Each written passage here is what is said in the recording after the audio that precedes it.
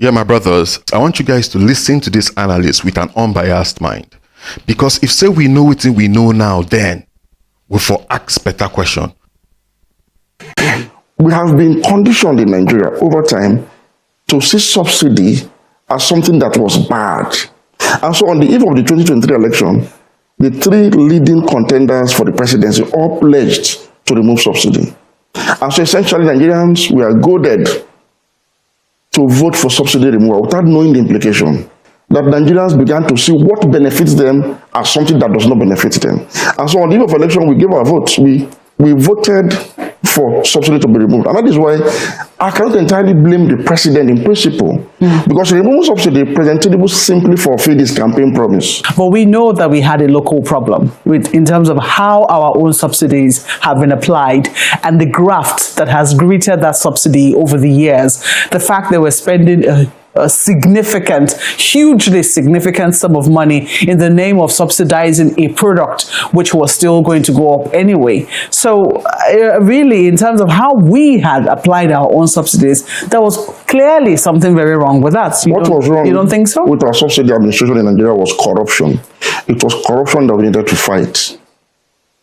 It is the responsibility of government, in addition to providing energy security for citizens, to also fight corruption and anything that will stand in its way. And we've seen that over the years, that will has not been there, so or somehow it has consumed those who have tried to fight it. It is that will that we need to have a conversation around. Why is that will not there?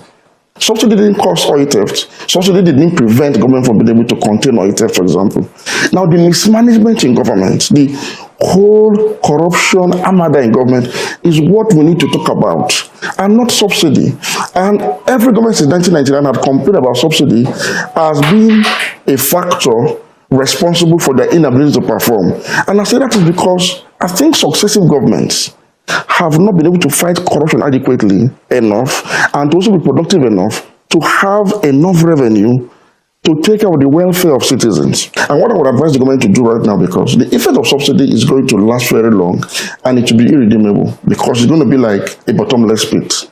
The price of energy will keep rising in Nigeria as long as there's no control or government intervention to stabilize prices, especially with the floating of the naira, which is likely to also depreciate against major currencies of the world because of low productivity.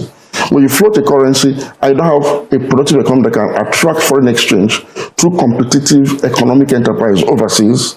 You are likely going to have scarcity of forex that will continuously drive your local currency downhill. So if you combine these factors and the fact that are going to be importing petroleum products, your guess is as good as mine as to well, you discount the ever-increasing prices of petrol at the pump. Yeah. Well, I mean, there have been alternatives that have also been explored, compressed natural gas, CNG.